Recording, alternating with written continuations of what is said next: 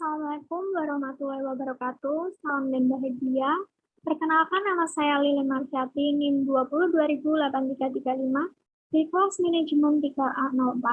Di sini saya akan mempresentasikan layout PT Pabrik Kertas Biji Kimia TBK Surabaya.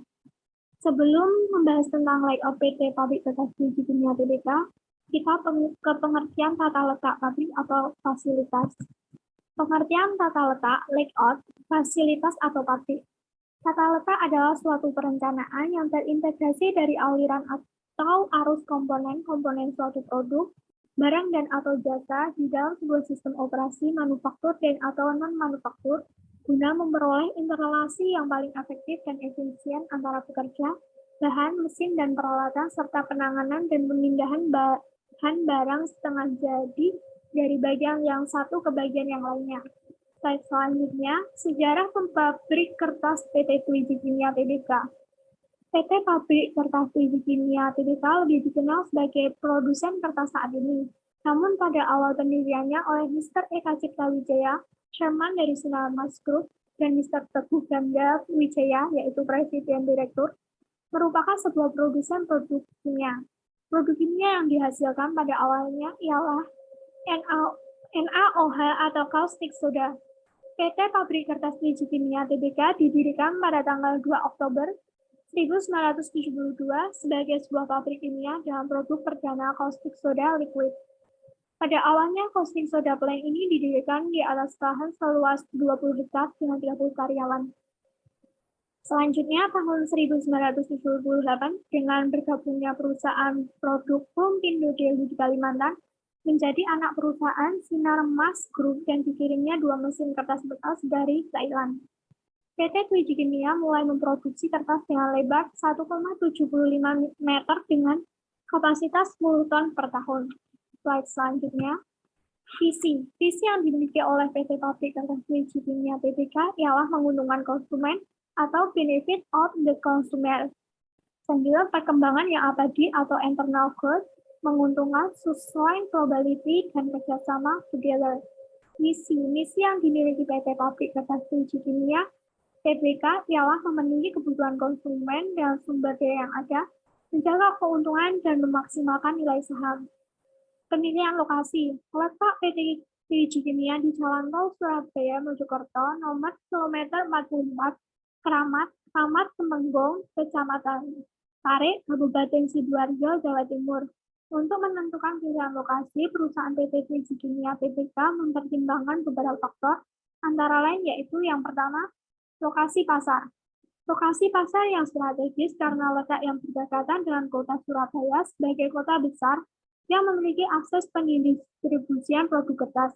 Ada beberapa faktor yang dipertimbangkan, antara lain upah tenaga kerja yang lebih murah, biaya untuk mendirikan lokasi lebih murah, dan jauh dari permukiman penduduk yang tidak mengganggu aktivitas operasional pabrik, dan lain sebagainya.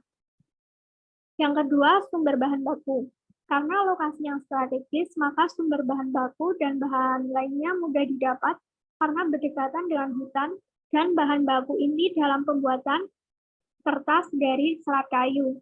Yang ketiga, transportasi. Karena letaknya yang strategis di jalur utama Surabaya, Mojokerto kilometer 44, jenis transportasi yang dipakai adalah jenis angkutan darat. Yang keempat, sumber energi dan tenaga listrik. Menggunakan sumber energi listrik dari jaringan PLN, karena kebutuhan listrik dari tahun ke tahun meningkat untuk kebutuhan proses produksi dan lain-lain. Maka pada bulan Juni 1991, perusahaan membuat pembangkit listrik tenaga uap atau COGM berjumlah 2 generator 35 MW. Kemudian di bulan Agustus 1994 menambah generator ketiga sebesar 70 MW. Fasilitas ini dihubungkan dengan perusahaan listrik lokal untuk operasi secara paralel sejak bulan November 1996. Yang kelima, iklim. Terdapat 2 musim, yaitu musim kemarau dan penghujan. Sangat berpengaruh signifikan dari bahan baku penunjang dan pengelolaan proses produksi. Yang keenam, buruh dan tingkat upah. lokasi bertempatan di pinggir kota, maka tenaga kerja sangat mudah didapat karena sebelum berdirinya pabrik dan kantor, maka pencahariannya mayoritas adalah petani.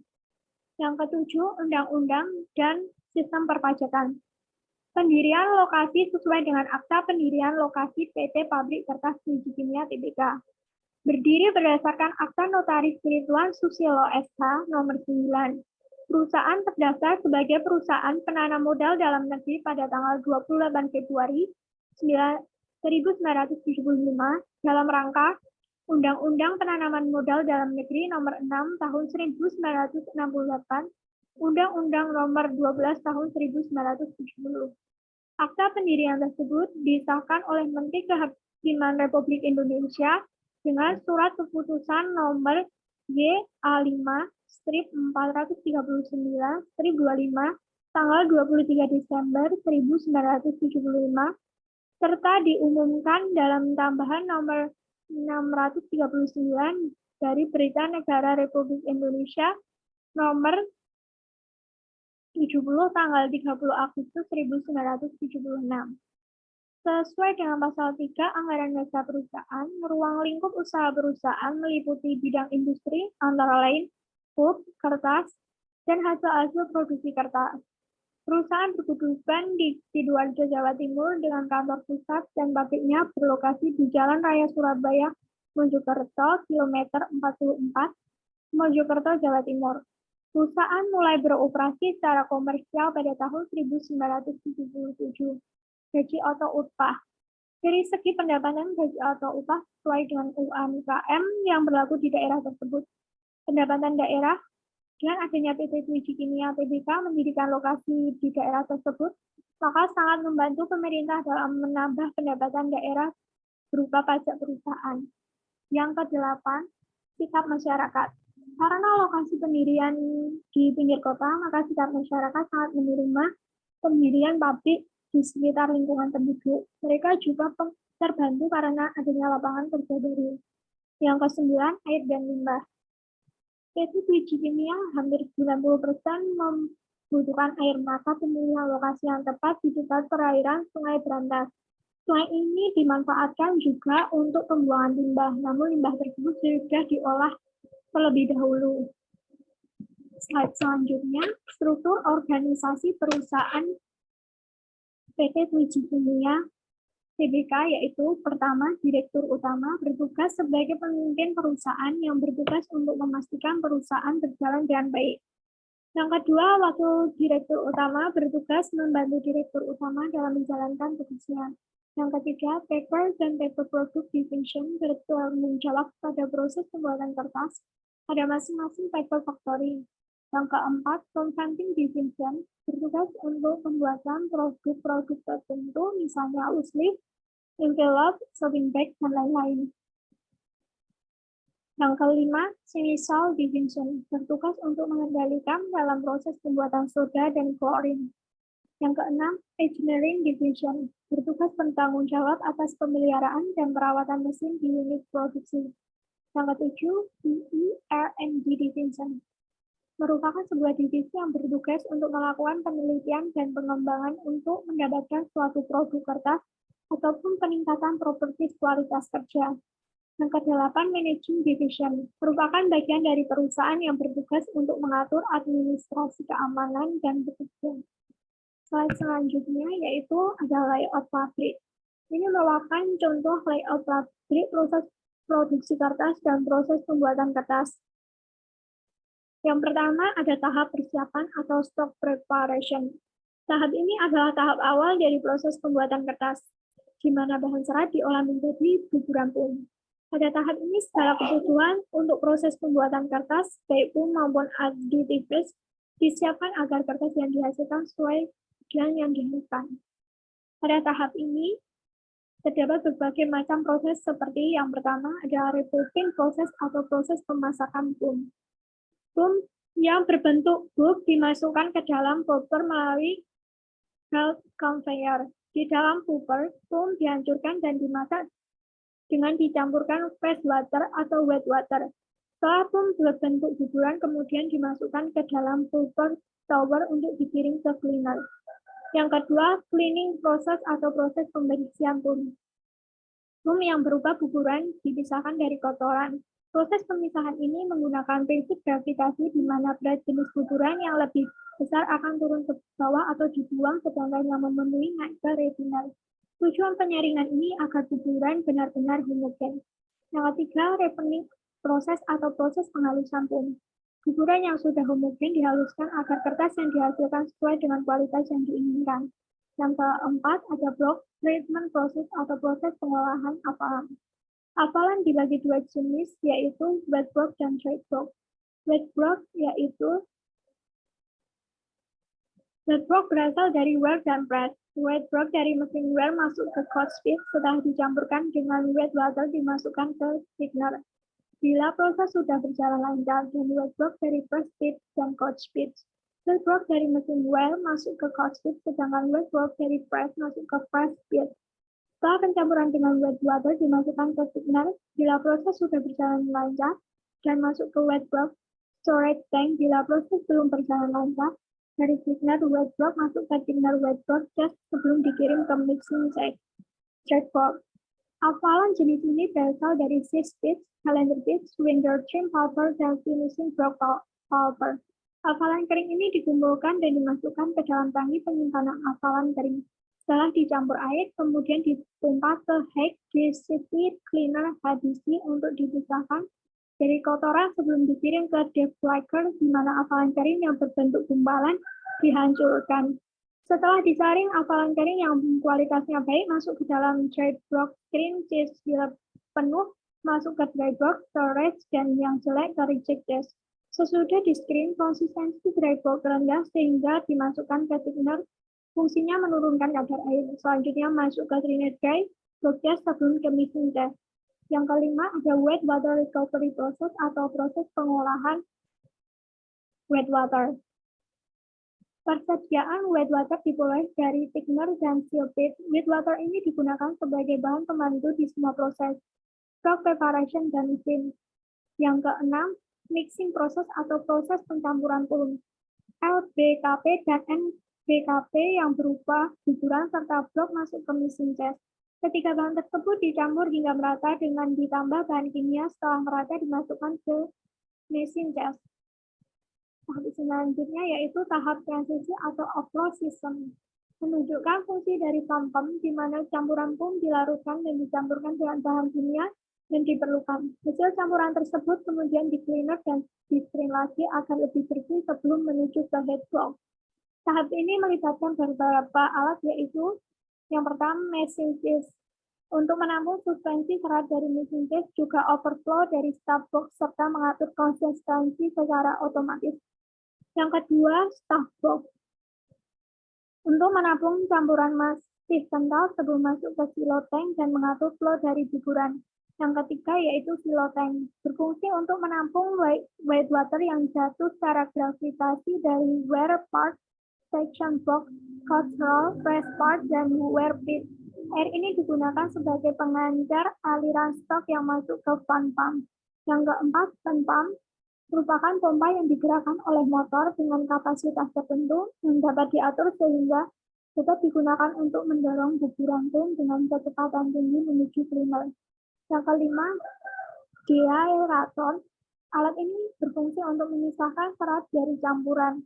Setelah terpisah dan ditambah bahan kimia, dipompa masuk ke cleaner dan screen. Yang keenam, cleaner and screen. Kedua alat ini berguna untuk memisahkan dan menyaring campuran dari kotoran, sehingga campuran benar-benar bebas dari kotoran sebelum dimasukkan ke head block untuk disemprot ke wear dan dibentuk menjadi lembaran kertas. Tahap selanjutnya yaitu tahap pembentukan atau paper mixing process. Merupakan tahap pembentukan kertas sesuai dengan yang dikehendaki, meliputi GSM, ukuran dan jenis kertas. Tahap ini melibatkan beberapa alat, yaitu yang pertama, head block. Head block menerima stok yang dikirim oleh fan pump melalui cleaner dan screen untuk kemudian memancarkan secara merata selebar mesin kertas dan mengirim ke slice dengan kecepatan sesuai dengan kecepatan mesin pada konsistensi yang seragam. Yang kedua ada wear. Wear alat ini berfungsi untuk mengunyam campuran dari head box menjadi lembar kertas. Pada wear terdapat shower yang berfungsi sebagai pemotong kertas sesuai dengan lebar roll pada wear dan juga sebagai pencuci roll. Yang ketiga ada press part. Alat ini berfungsi untuk mengurangi kadar air dari kertas dan membuat kertas lebih halus dan padat sesuai dengan gramatur yang diinginkan.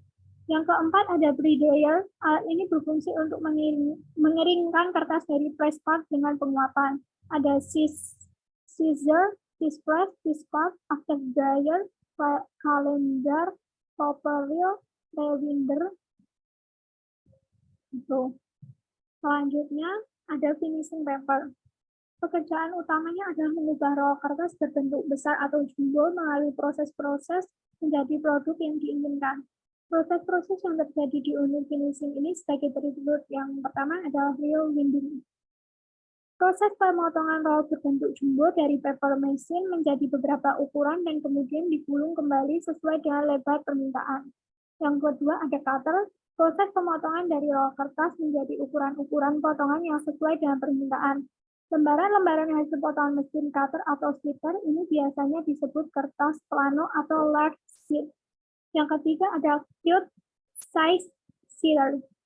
Proses pemotongan dari roll kertas menjadi kertas ukuran fotokopi, contohnya D4, A4, dan folio. Yang keempat, trimming dan folio. Proses pemotongan lembaran-lembaran kertas ukuran besar atau plano dengan mesin polat menjadi ukuran yang lebih kecil sesuai pesanan, contohnya A3, A4, B3, B4, dan lain-lain untuk kemudian dikemas dalam bentuk box atau pack. Yang kelima, sorting. Proses penyeleksian kertas hasil potongan mesin cutter untuk memisahkan kertas yang cacat dan yang baik. Setelah diseleksi, kertas yang akan dihitung kembali sesuai dengan permintaan dibungkus dengan kertas kraft, disusun dalam satu atau dua tumpukan dan kemudian di-fold. Plastik kertas yang cacat biasanya disebut reject, dikumpulkan di DBL untuk diproses kembali. Yang keenam ada wrapping. Proses pembungkusan kertas baik secara manual maupun otomatis. Biasanya untuk kertas large sheet plano digunakan kertas kraft, sedangkan untuk kertas ukuran kecil digunakan kertas pembungkus Cina dunia, paperline, dan sebagainya. Yang ketujuh ada packing. Proses pengikatan kertas yang berupa roll maupun ziplock dengan bahan ikat sesuai dengan permintaan customer. Sebelum melakukan packaging, terlebih dahulu disiapkan papan atau palet dengan sesuai ukuran. Yang ke-8 yaitu warehousing atau penyimpanan barang jadi. Merupakan proses penyimpanan barang jadi dan roll kertas atau plano dari karcis. Penyimpanan jatuh berdasarkan jenis kertas dan nomor order untuk mempermudah proses pengiriman. Ruang penyimpanan harus dapat melindungi keras dari air dan sinar matahari. Slide selanjutnya yaitu layout perusahaan. PT Twiji Kimia pada mulanya menggunakan sistem tradisional hanya dengan memberi tanah secukupnya, lalu dibangun dengan sesuai kebutuhan kerja saja. Namun seiring berjalannya waktu dan sesuai kesuksesan yang diraih PT Twiji Kimia melakukan ekspansi atau perluasan tempat dalam lingkungan perusahaan tersebut. Dalam pengembangan perusahaan ini, PT Twiji Kimia tidak menggunakan cara yang baku. Perusahaan ini lebih terdorong dengan pembangunan sesuai kebutuhan perusahaan. Baik, sekian dari saya. Mohon maaf apabila ada kesalahan pengucapan kata atau sebaiknya. Semoga video ini dapat bermanfaat untuk kita semua. Terima kasih, salam dan bahagia. Wassalamualaikum warahmatullahi wabarakatuh.